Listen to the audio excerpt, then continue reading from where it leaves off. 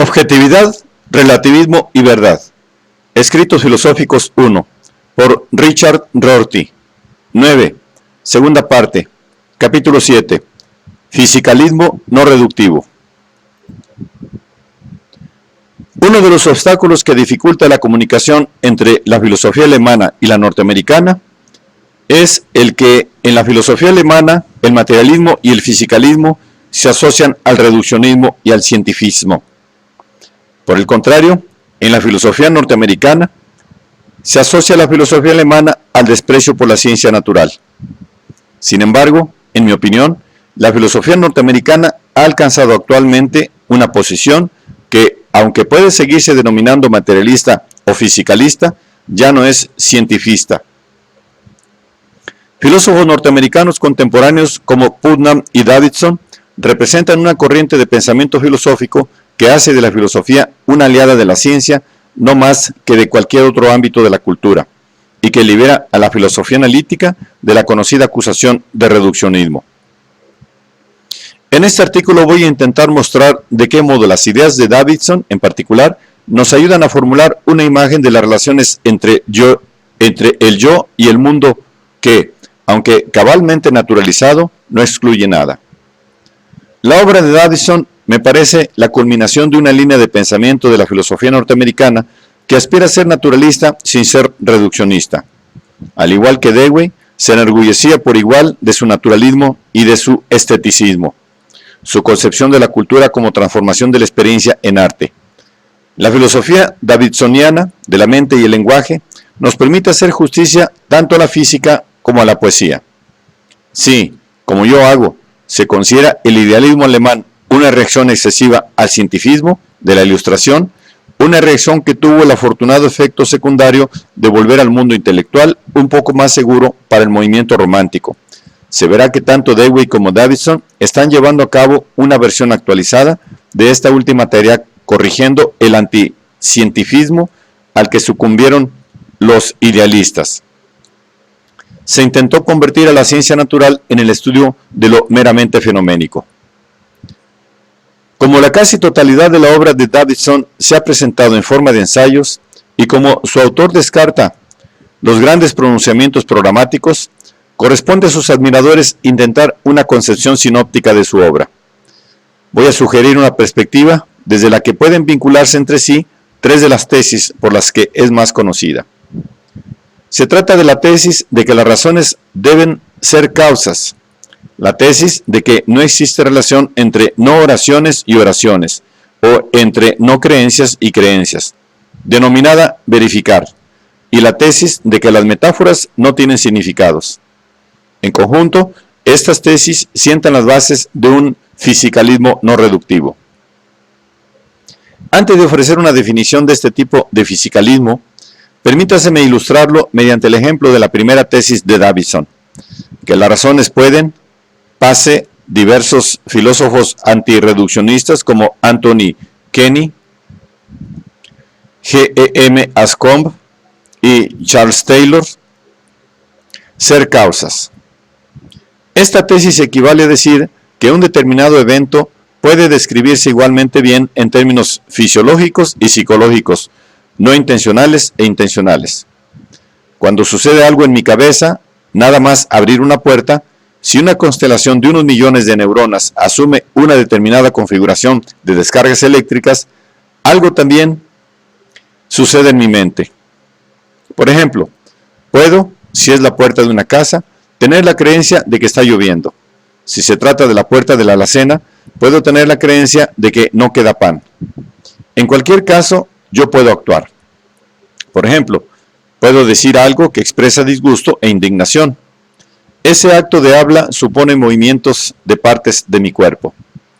Esperamos que la fisiología pueda trazar algún día la senda desde la distribución de las descargas eléctricas en mi cerebro a las interfaces nervio-músculo de mi garganta, permitiéndonos, con ello, predecir las expresiones sobre la base de estados cerebrales.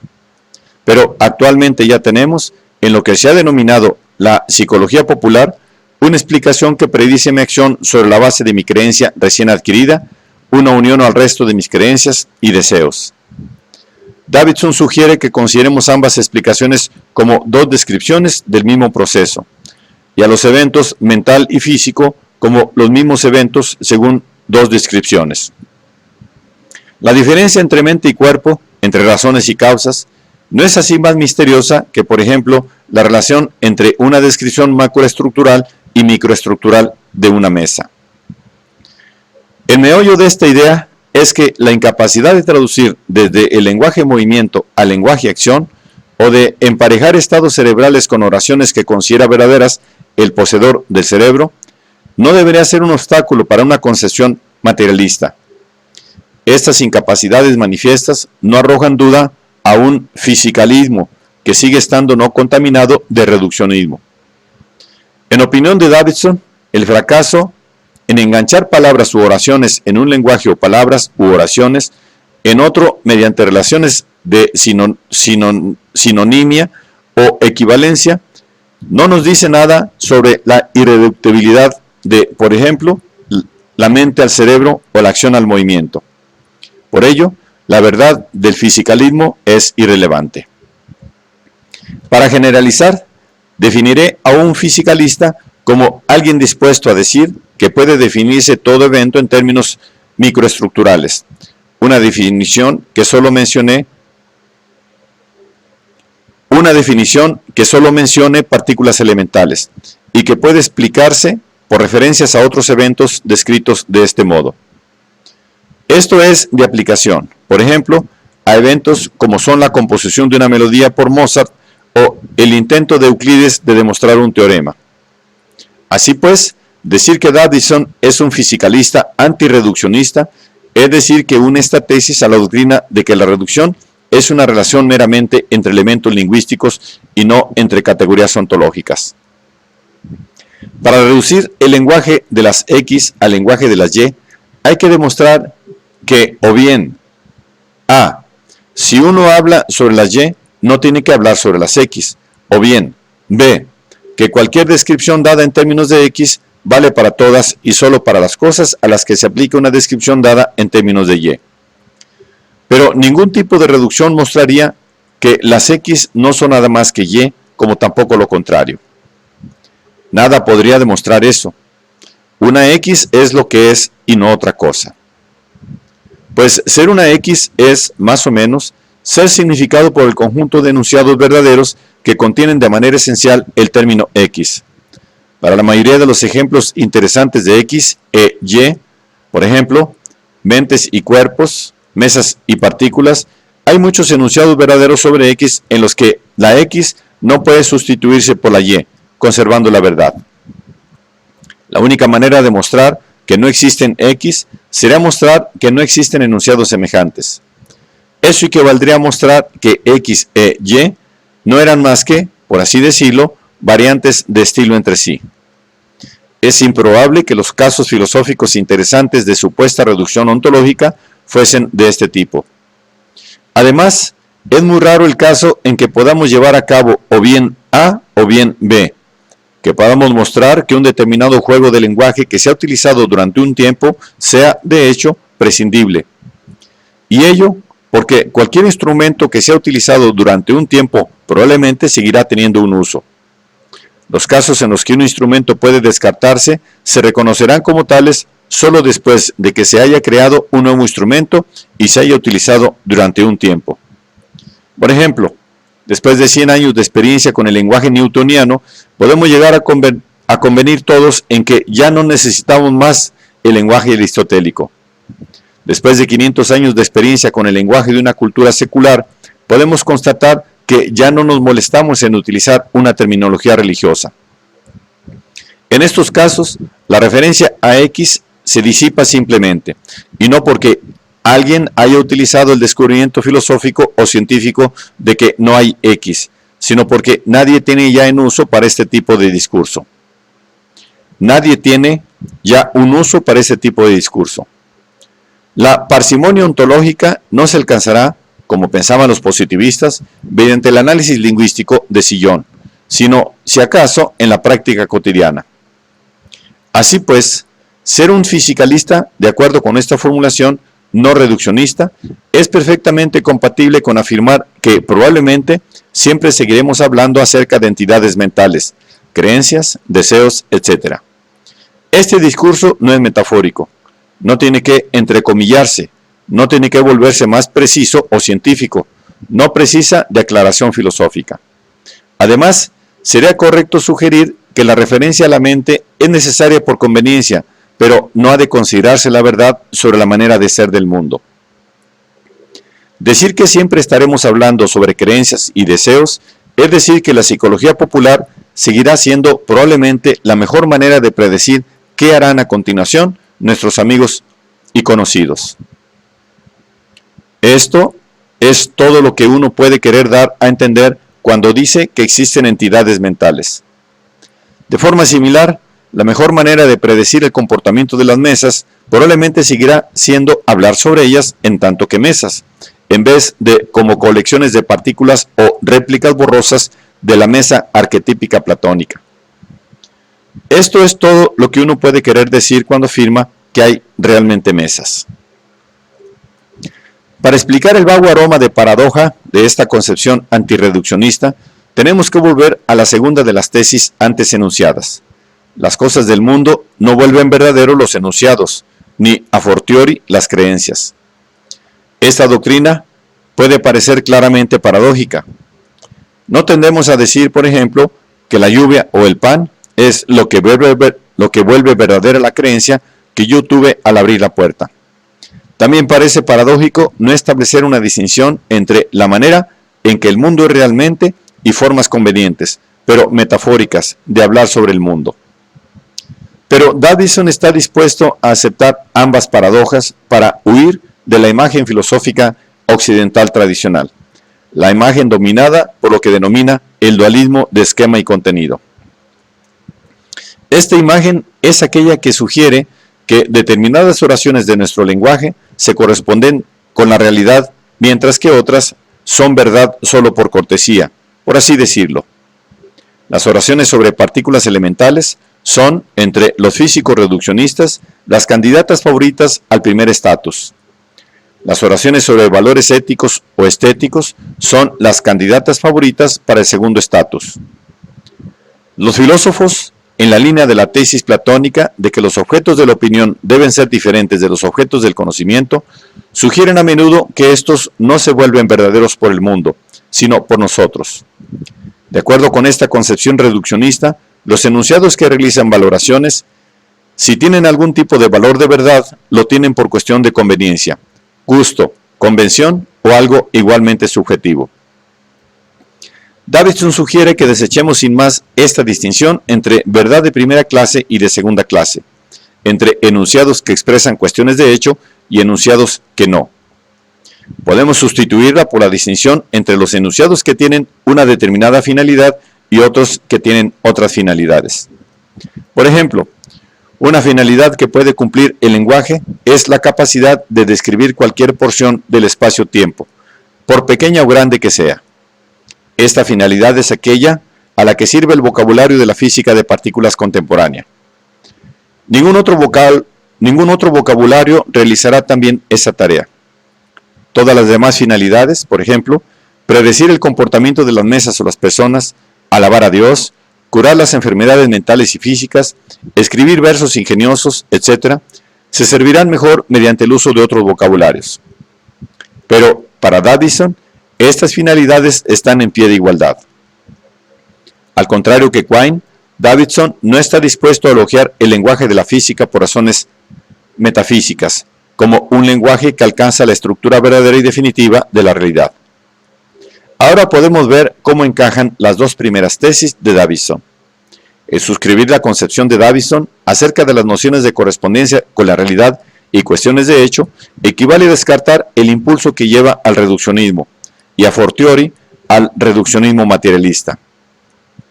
Adoptar la concepción davidsoniana de la relación entre razones y causas, o en términos más generales, entre lo mental y lo físico, equivale a conceder al materialista todo lo que éste desearía, gratificar todas sus necesidades legítimas, permitirle rendir todos los tributos a las ciencias físicas que éstas merecen. Pero, sin embargo, no le permiten gratificar sus necesidades metafísicas y reduccionistas. No le permitirá declarar que finalmente ha aprendido la esencia del mundo o de los seres humanos. Como he dicho, considero a Davidson la culminación de las tendencias holistas y pragmatistas de la filosofía analítica contemporánea. Estos motivos constituyen, a su vez, la culminación de un largo conflicto que va más allá de los límites de la filosofía analítica, contra las concepciones del mundo platónica y religiosa. Así pues, voy a intentar mostrar la importancia de este conflicto esbozando 3 modelos de la relación entre el yo y el mundo. Creo que estos modelos resumen, sin duda, de manera más bien tosca, la historia de la metafísica occidental. El primer modelo de la relación entre el yo y el mundo que deseo examinar es más bien simple. Pretende representar el denominador común de platonismo y cristianismo. La figura 1 muestra 2 esferas intersectas que representan respectivamente el yo falso y el mundo de la apariencia. La intersección entre ambas esferas constituye el cuerpo humano, todo lo que compartimos con los animales. Las 2 esferas mayores contienen 2 esferas menores que representan respectivamente el yo verdadero y la verdadera realidad eterna. La idea básica del platonismo y del cristianismo es que en la medida en que podamos despejar las esferas exteriores, las esferas interiores resultarán connaturales y quizás incluso idénticas. Este modelo expresa una esperanza sencilla y lineal en la posibilidad de reunirse con algo mayor y mejor que uno mismo, viendo a través de velos de ilusión o liberándonos de las impurezas causadas por el pecado. Culmina en el ascenso al nivel superior de la línea divisoria de Platón. En la visión beatífica cristiana, o en general, en la sensación de nuestra identidad con el ser mayor o mejor, con el ser mayor y mejor que hemos sido, de manera inconsciente desde siempre. De acuerdo con este modelo, la indagación de los hechos empíricos contingentes es útil a lo sumo con la finalidad de construir una escalera que nos eleve y aleje de estos hechos. Se trata de una escalera que esperamos puede llegar a desecharse. Si se concede, como concedió Occidente durante los siglos XVII y XVIII, que la realidad verdadera es como la concibió Demócrito en vez de como la concibió Platón, los impulsos morales y religiosos comunes al platonismo y al cristianismo han de encontrar su objeto en el verdadero yo. Dios está ahora dentro, en el sentido de que el intento de huir del mundo del tiempo y el azar se representa ahora según una variante del modelo descrito en la figura 2. En este diagrama, el mundo, que ahora incluye al cuerpo humano, se entiende en términos de átomos y vacío, desprovisto de relevancia moral o religiosa. Por otra parte, el yo se ha vuelto más completo e interesante, igual que el mundo se ha vuelto más simple y menos interesante. El yo se concibe compuesto de 3 capas. Una capa exterior consistente de creencias y deseos empíricos y contingentes. Una capa intermedia que contiene creencias y deseos necesarios a priori y que estructura o constituye la capa exterior, y un núcleo interior inefable, que es más o menos el yo verdadero del modelo platónico cristiano. Este último es el ámbito del agente nouménico de Fichte, la voluntad de Schopenhauer, la Erlebnisse de Dilthey, la intuición bergsoniana, la voz de la conciencia, el anhelo de inmortalidad, etc. Este núcleo inefable, el yo interior, es lo que tiene las creencias y deseos que componen el yo intermedio y exterior. No es idéntico al sistema de creencias y deseos, y su naturaleza no puede aprenderse por referencia a creencias y deseos. Voy a llamar post-kantiano a este modelo, para sugerir que la mayoría de los filósofos occidentales de los 2 últimos siglos han dado por supuesta una versión de este modelo. Una vez que el mundo puso su mirada en la ciencia física, solo el yo siguió siendo el dominio de la filosofía. Así, la mayoría de la filosofía durante este periodo ha consistido en intentos por especificar la relación entre las 3 partes de este yo, así como la relación de cada parte con la realidad física. En la figura 2, la línea denominada causación une bilateralmente el yo exterior y el mundo, pero hay otras líneas que los unen solo de manera unidireccional. La línea denominada verificar va del mundo al yo exterior, y la denominada representación va del yo exterior al mundo. Hay también una relación de constitución que va desde el yo intermedio, el ámbito de las verdades necesarias y de las estructuras a priori, al mundo. La transformación de este segundo modelo, postkantiano, en el tercero, el modelo fisicalista no reductivo, se lleva a cabo eliminando todas estas líneas excepto la denominada causación. Este proceso de eliminación puede considerarse compuesto en los siguientes pasos. Inciso A. Eliminamos la línea denominada representación, concibiendo una creencia como lo hizo Peirce, como norma de acción más que como una suerte de imagen realizada a partir de materia de la mente. Es decir, consideramos las creencias como instrumento para manejar la realidad, determinaciones de la forma de actuar en respuesta a ciertas contingencias en vez de como representaciones de la realidad. De acuerdo con esta concepción, no tenemos ya que preocuparnos acerca de, por ejemplo, cuestiones como esta. ¿Corresponde la física a la estructura del mundo como es, o meramente a la estructura del mundo como se nos aparece? Y ello porque hemos dejado de concebir que la física corresponda a algo. La cuestión de si los cielos están realmente diseñados con el Sol en el medio se convierte en equivalente a la cuestión de si Ptolomeo o Copérnico nos proporcionan mejores instrumentos para hacer frente al mundo. Inciso B. Eliminamos la línea denominada constitución, tras haber eliminado el límite entre los yoes exterior e intermedio. Esta última eliminación es el resultado de seguir la sugerencia de Quine, borrar la distinción entre verdades necesarias y contingentes. Esta distinción se borra adoptando un enfoque externalista en vez de internalista respecto a las expresiones de una persona. En vez de pedir a una persona que distinga entre las creencias y deseos cuyo abandono no puede imaginar, los llamados a priori, y el resto, se abandona la introspección. En su lugar nos preguntamos si un observador de la conducta lingüística de la persona será capaz de distinguir la expresión de una trivialidad empírica contingente. El ejemplo de Quine es: ha habido algunos perros negros. De una verdad necesaria. Por ejemplo, 2 más 2 es 4. Así planteada, la respuesta que da Quine a esta pregunta parece inevitable. Todo lo que podemos obtener mediante la observación de la conducta es una medida del grado de tosudez de una persona antes de abandonar la creencia. Cuando se interioriza este debilitamiento de una diferencia de especie en una diferencia de grado, todo lo que puede hacer la introspección es estimar el grado de centralidad que tiene una creencia en el sistema de creencias de uno. El introspector no puede ya divisar una propiedad absoluta denominada carácter inimaginable del contrario, sino solo un cierto grado de dificultad en imaginar cómo encajar lo contrario con el resto de nuestras creencias. Esto significa que ya no existe distinción entre estructura constituyente y verdad empírica constituida, ni entre categorías trascendentales y meros conceptos empíricos. Davidson generaliza esta idea en la tesis de que debemos abandonar la distinción entre esquema y contenido. Inciso C. Igual que Peirce eliminó la línea denominada representación y Quine la denominada constitución, Davidson elimina la denominada verificar.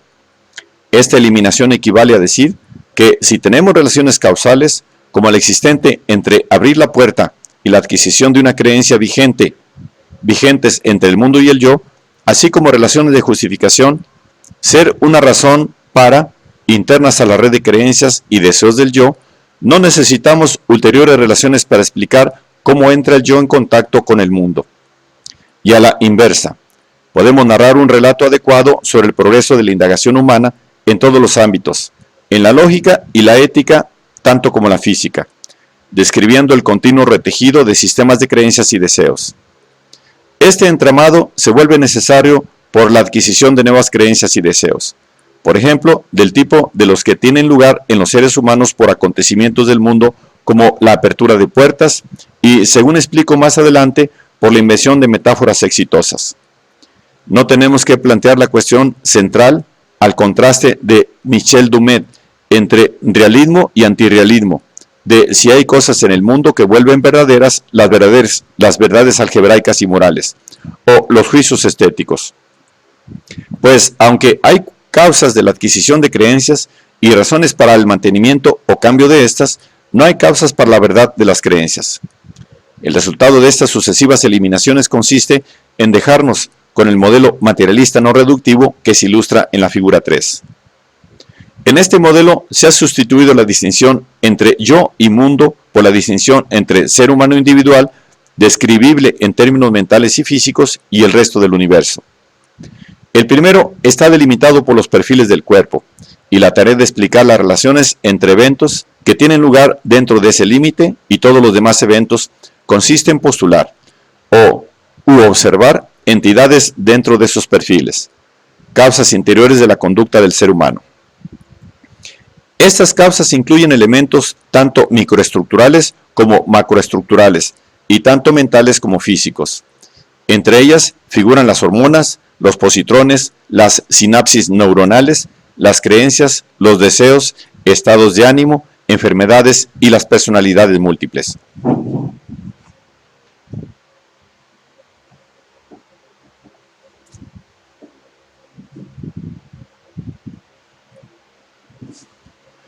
La manera en que he realizado el diagrama de este tercer modelo puede sugerir que algo ha quedado fuera, a saber, el aspecto de las cosas desde dentro.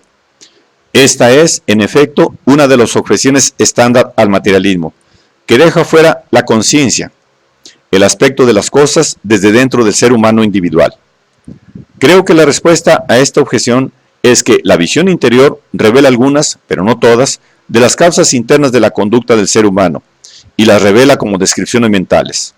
Es decir, que lo que un ser humano individual identifica como él mismo o ella misma consiste, en su mayor parte, en sus creencias y deseos, en vez de los órganos, células y partículas que componen su cuerpo.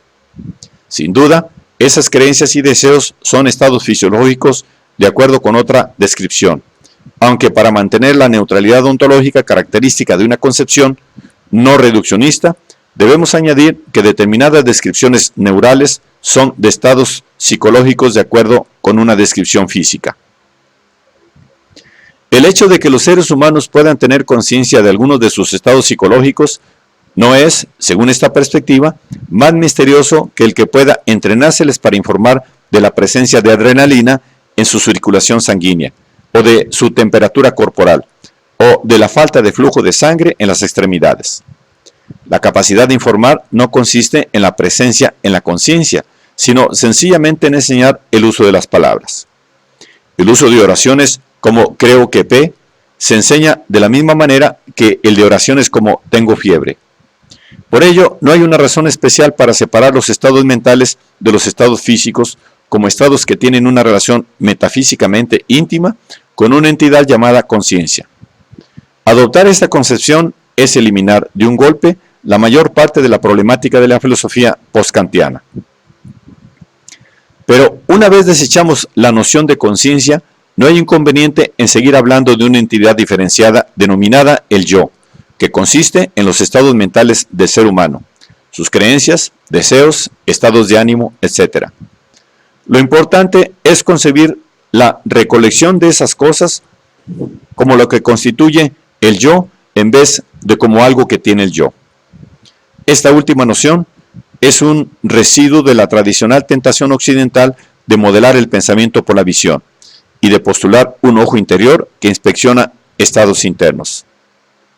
El modelo fisicalista no reductivo sustituye esta metáfora tradicional por la imagen de una red de creencias y deseos continuamente en proceso de reentramado, con la sustitución de algunos elementos cuando se incorporan otros nuevos. Esta red no se vuelve a tejer por un agente distinto de la red, un tejedor maestro, por así decirlo. Más bien, se vuelve a tejer ella misma, en respuesta a estímulos como las nuevas creencias adquiridas cuando, por ejemplo, se abre una puerta. Resulta difícil reconciliar esta imagen con la del lenguaje común, según el cual El yo es distinto de sus creencias y deseos. Elige entre ellos, etc. Pero debemos pensar desde una óptica culta, aun cuando sigamos hablando desde la perspectiva vulgar. Lo importante es no pensar que el habla común nos compromete con la concepción de que, después de todo, existe algo semejante al verdadero yo, el núcleo interno de nuestro ser que sigue siendo el que es al margen de los cambios de nuestras creencias y deseos. Ya no hay un centro del yo, como tampoco lo hay del cerebro. Igual que las sinapsis neurales están en continua interacción entre sí, tejiendo constantemente una configuración diferente de descargas eléctricas, nuestras creencias y deseos están en interacción continua, redistribuyendo valores de verdad entre enunciados. Igual que el cerebro no es algo que tiene esta sinapsis, sino que es simplemente la aglomeración de aquellas, el yo no es algo que tenga las creencias y deseos, sino simplemente la red de estas creencias y deseos. El argumento de Kant de que yo pienso debe acompañar a todas mis representaciones. El argumento de Kant de que yo pienso debe acompañar a todas mis representaciones puede interpretarse según esta perspectiva, no como un argumento en favor de un trasfondo cuasi sustancial de las creencias y deseos, del tipo condenado en los paralogismos, sino simplemente como una forma de señalar que tener una creencia o un deseo es tener un hilo de un gran entramado.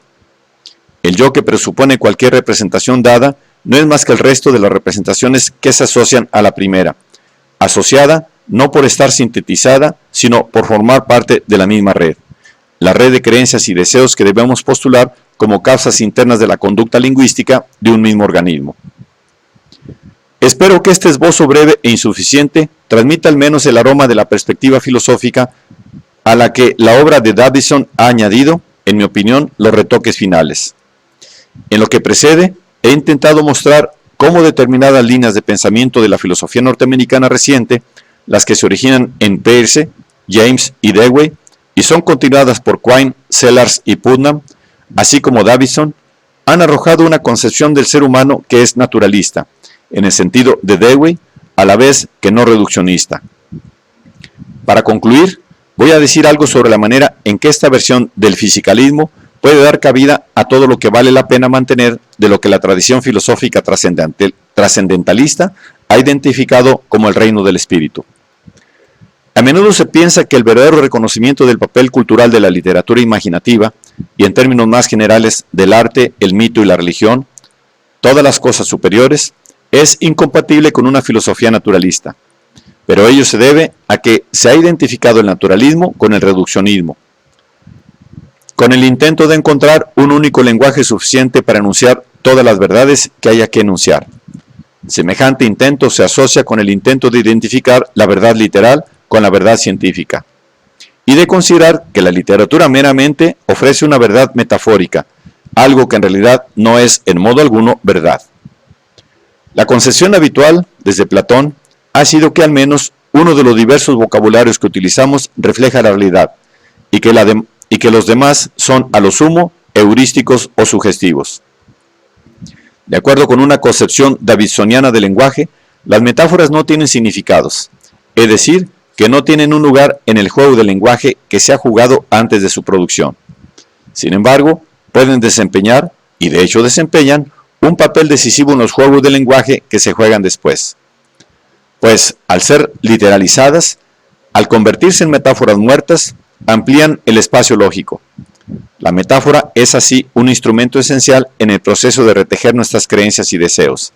Sin ella no habrían cosas como una revolución científica o un hito cultural, sino meramente el proceso de modificar los valores de verdad de los enunciados formulados en un vocabulario siempre inmutable.